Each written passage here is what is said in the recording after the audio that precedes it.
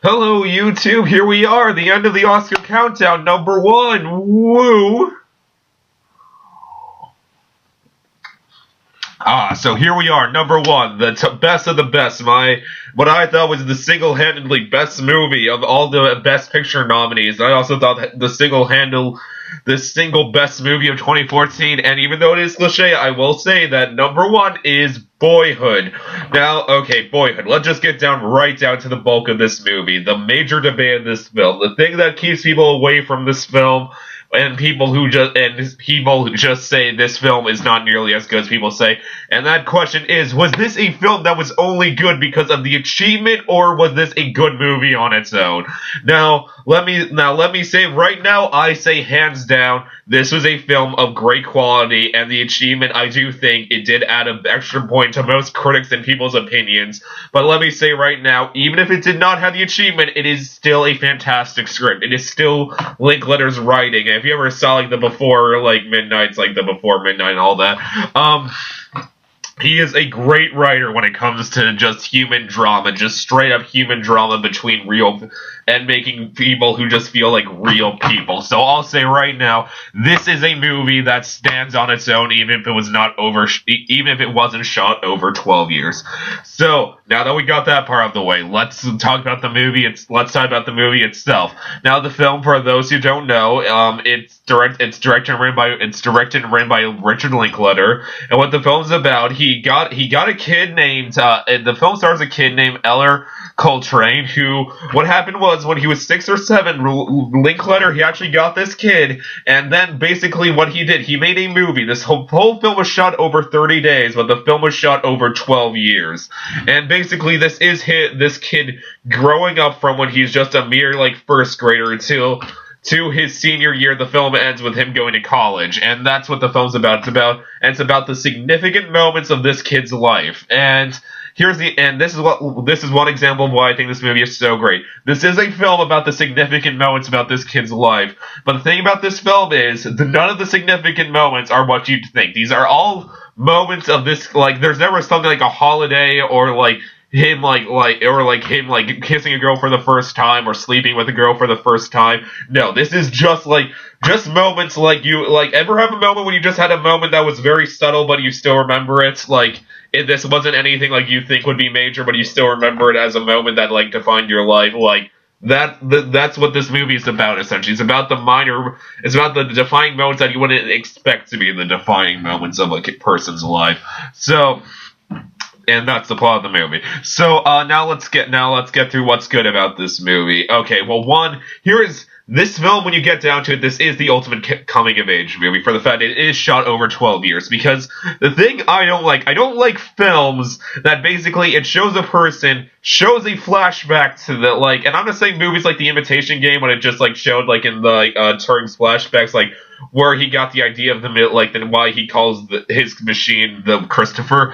No, I'm talking about films that basically American Sniper, when it basically says the whole reason this person is the way it is just because of one moment from their childhood, just one scene about their childhood that defined their entire life from that point on. I'm sick of that, because this movie shows why this kid would be the way he is in the end. It shows him from just a little kid to an 18-year-old. You understand why he becomes the person he is, because you see the moments from every year of his life. So when you get down to it, this is the ultimate coming of age flick, because it goes through it, and like I said, none of it is cliche territory. This is none of it it never is any of the cliche defining moments. So A+ there. So that is a major plus. The plot and writing is fantastic. Okay, now let's go into the acting. So let's go through it. Eller Coltrane hasn't done anything besides this. He's not a professional actor. I thought he was good. I mean, he's not great or anything, but for somebody who wasn't a professional in this life, he was a good guy. He was good. He definitely. I was never groaning at his performance. I was never just oh my god, why couldn't this kid be a better actor? No, for a non-professional actor, he was good. And I'll also say the same thing for Lorelai Linkletter, Richard Linklater's daughter, who plays his sister in the film. She also does a good job. Nothing great, but she does a very good job. And I'll also say this: I think they nailed a brother and sister dynamic. The script, like between the two, like some of the scenes they have with each other, I thought that actually did nail a dynamic. Because I have an older sister. There was like some things like I was like, hey, like that's kind of how me and my sister acted with each other, were how we were with each other at those certain ages. So. Great job on that. Okay, but let's get to the two major actors of this film. Let's first, because there's one that's gonna get much more acclaim than the other. So let's talk with the lesser one first. Let's just say Ethan Hawke. Ethan Hawke, he's in a lot of Richard Linklater films. Like if you ever saw any of the Before movies, he stars in all those, and he is fantastic in this movie, and he plays a really interesting character because this character, there's no denying this guy's a loser, but he is such a likable loser from beginning to end in this film, because even though like he's definitely a screw up, like you never lose the feeling that about like how much he loves his kids and like how much he just wants to be part of their lives. Like he just always comes off as just such a nice and likable guy that it is just such a great scene. Like I love how he talked to his kids, like yeah, and I loved how he talked to his kids. I just loved how much he would just want to know about what was going on. That was actually one of the best scenes in the movie, one of my favorite scenes in the movie, when he pulls over and just basically says like, "No, you are telling me what the hell is going on with your life," when they basically give common kid reactions. So like when your parents ask like what's been going on, you're like, not much, just stuff. Yeah. Great scene. That was a great scene. So, Ethan Hawke, fantastic job, so likable, and considering this guy was such a loser, he never comes off as, like, the cliched, like, walked-out dad who just, like, can't bear being with his kids. No, he was great. So, fantastic job there. Now, let's talk about the actor who's going to gain the most attention from this film, and that is Patricia Arquette as the mother. Now, Patricia Arquette, I don't really remember her from anything, but she is fantastic in this movie. She is so wonderful and so heartbreaking in this film. She just plays such a strong woman from beginning to end, because, like, Ethan Hawke, like, even though he wants to be part of his kid's life, he, like, doesn't see his kids very often. Like, they make that clear, especially during, like, the earlier years where this film takes place, and she basically is just forced to raise these two kids by herself, and she just does such a great job at just showing just how much of a struggle this is for her, and even though how much she loved her kids, and she just kind of like wants a relationship, just like how badly they turn out. Like I won't go into that because it's actually some of the better scenes is what happens with some of her relationships. So Arquette, she was heartbreaking, she was wonderful. A+ job from her. She's winning the Oscar on Sunday. Well deserved. Okay, so acting, two decent performances, and since they're not professional actors, good job. Two fantastic performances from professional actors, so A+ there. Okay, and let's go to another thing about this film. This film, the way they do the time passing in this film, I thought was wonderfully done. Like, if you ever saw the film 12 Years a Slave, I love that movie. I thought it was a perfect film, but if I had one small little nitpick, it was the fact that I honestly wish they actually said, like, how many, like, what year this was supposed to be, like, when a scene took place, because, the thing with the film, like, there was only a few scenes you got the idea of how long it's been, especially during the last scene when he finally makes it back home, you, like, get the idea of how long it's been. But I think the movie would have been benefited from the fact that, benefit from the fact if it just told you how much it's gone by. This film, on the other hand, I think it's better for the fact it never tells you when there's a time gap. You just gotta notice that the actors just look slightly older. Well, it's more noticeable on the kids than it is on Hawke or Arquette. But no, you just gotta notice they're slightly older. They look slightly different. There's some that are much more obvious. There's sometimes when the year gone by that's much more obvious than others. Like one, for example, is there's just one where it's a very slight difference. You can just notice, like, they're slightly bigger, like, slightly taller, like, not much there. Then, like, there's another one, like, you can clearly tell, like, Lorelai Linkletter went through puberty between years, and then, like, there's another one where, like, this kid still looks the same, but, like, he still looks as old, but his voice is completely dropped, so that was kind of funny. I actually thought that was a great job, never explicitly saying when the next scene happens, did time go by? Was there a year? Is this where the next year gap happened? So That's another thing I love about this movie. Okay, and okay, so sorry. Just there's a lot to talk about this movie, so I wrote down what I wanted to say. So yeah, that and like I said, the script is great because like it does have such great human conversations in this film. Like, say what you want about Linklater, he is great at writing like human conversations. Like you always feel like someone would be this is conversations people would have, and I love somehow like how sometimes how like kind of like enjoyably deep. Like anytime there was a deep speech in this film, it felt like a natural deep speech. This was not Nolan writing where it's just people monologuing like, "What is love? We must go for love because without love we're human." Like no one says that, and that's why this movie though, anytime there's a deep speech, it actually felt very natural. Like there's a great scene like when the main character Mason he asks his dad Hawk like he just says like.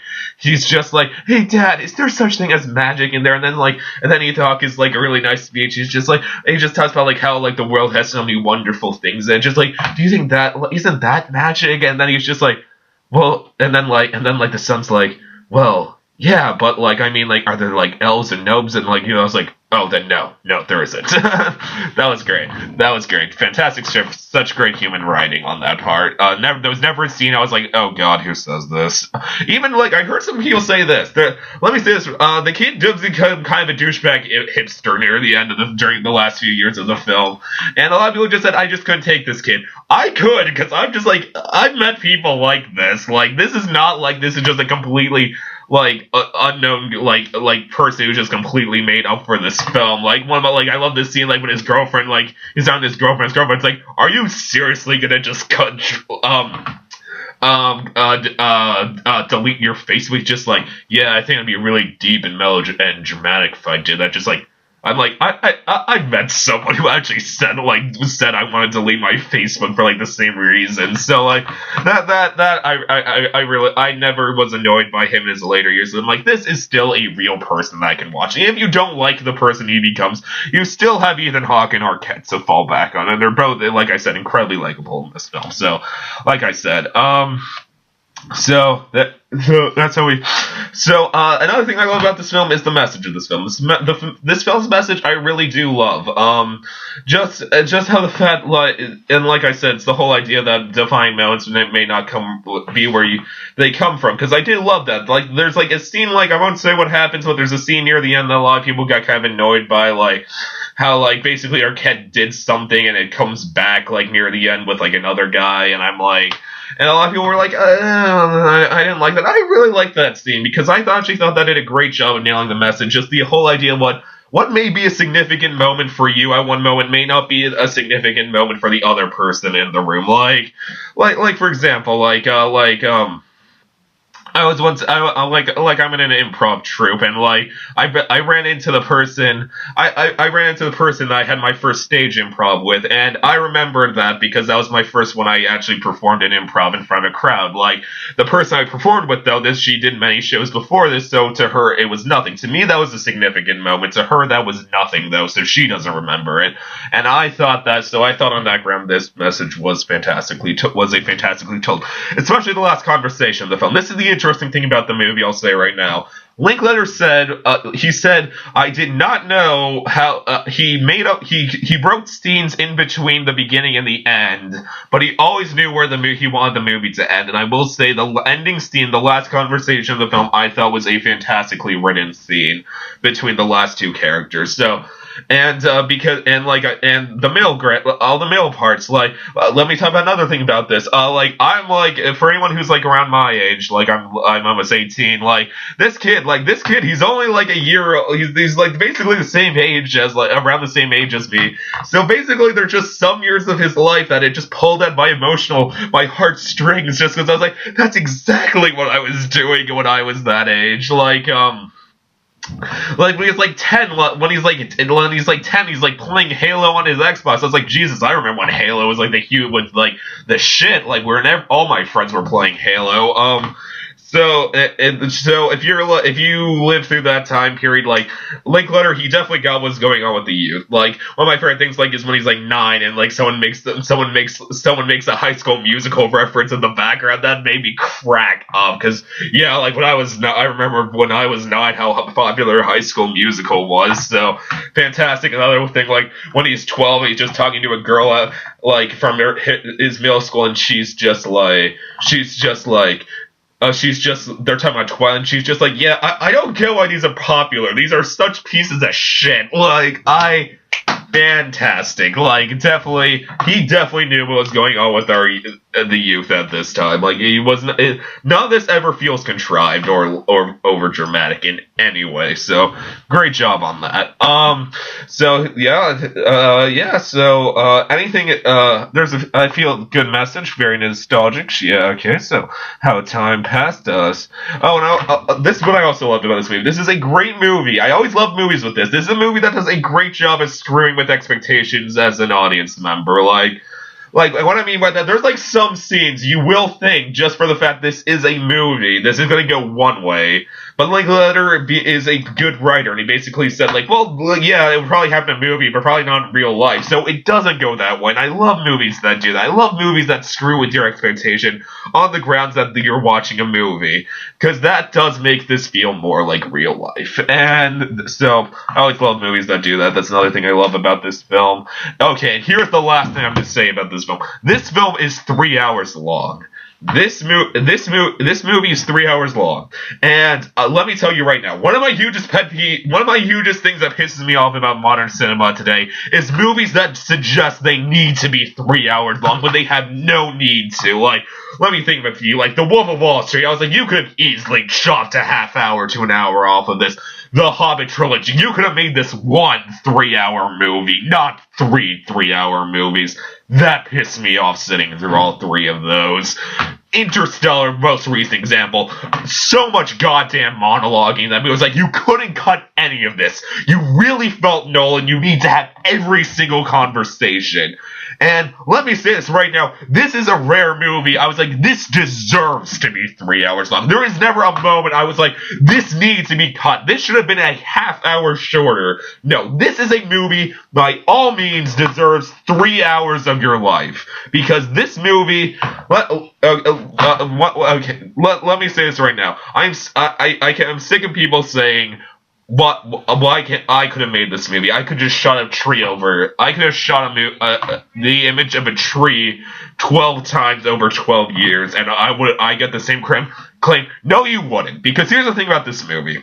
This movie is still, like I said, is still a spectacular movie, even without its achievement. It is still one of the most naturally flowing, best coming-of-age stories of all time. So it felt so human from beginning to end. There was not a single cliched character. There was not a single cliched moment I could think of in this film. This felt like real people living their lives. And so, no, let me tell you right now, if you shot an image of a tree 12 times over 12 years before this movie came out, people would say, oh, that was interesting. Films still suck, though. This film deserves what people have been saying about it. And so that's what I'm saying about this film right now. This film is just okay, Oscars are this Sunday. It's a bit of a deadlock race between Birdman and Boyhood, I heard, for Best Picture. I'm saying right now, I'm going to be so pissed off at Birdman once. Let me tell you, Birdman, there will be another Birdman. This is not a once-in-a-lifetime movie, Birdman, because, I mean, there was even kind of another Birdman the same year. For anyone who saw Top 5, definitely wasn't as good as Birdman. I still love the movie, but it still touched on some of the same ideas as Birdman. It was about Chris Rock essentially spoofing his career, because he plays an actor who was a popular stand-up comedian, and then he was in a bunch of highly box office hits, critical failure, terrible comedies, and now he's trying to do something more serious. That was essentially Chris Rock spoofing his own career, just the way Michael Keaton was essentially spoofing his career in Birdman. And in Birdman, he was trying to do something new. In Top 5, it's about how Chris Rock is trying to make a different type of movie than he would usually make. So let me tell you, there will be another Birdman. Maybe not for the cinematography, but give these cinematographers and editors again, because like I said, they are I think the almighty gods at the moment of cinematography and editing, and they'll blow my mind again with another movie. But Boyhood, this film will never be made again. And if it will, I will be just completely shocked, because this movie is truly, I think, just such an unbelievable. It's a great script, it's great acting, it's great characters, it's a great message. It is an unbelievable achievement on the director's, on Linklater's part. So, because let me tell you, so much could have gone wrong with this movie. Like, so many people asked, he basically had, Patricia Arquette, I want to get plastic surgery, and he just had to beg her, saying, please don't, I need to finish this movie. His daughter wanted to be killed off, was done with the movie at one point, and said, please, Dad, kill me off, I don't want to be part of this project anymore. And she basically just said, no, I need you to finish this movie with me, and another thing, he said those things like that weren't even his biggest fears. His biggest fear was, what if his production company went out of business over the course of 12 years? Because it could have easily happened. Production companies go out of business every 5 minutes. The fact that he took this risk and was able to bring it to the end is achievement enough on its own. So let's go to my final rating. I give Boyhood a solid 5 out of 5. This is a movie you will never see again. It deserves everything people say about this. Is not just a movie that got its acclaim because of its achievement. Go see it. It should be seen. It is just such an unbelievable accomplishment. There's never been anything like it, and there probably will never be anything like it again. So, you too. That's it. That's my Oscar countdown. Got to number 1. Woo. Got to number 1. Woo. Cheers to my viewers. Cheers to my subscribers. If you did not subscribe, please hit that subscribe button. I promise more videos will be made. I plan to make my Oscar predictions in case you're going to be gambling Sunday night like I will on who's going to win what. But besides that, please subscribe. Thank you for all the views. Thank you for my few subscribers. And I will see you next time, YouTube.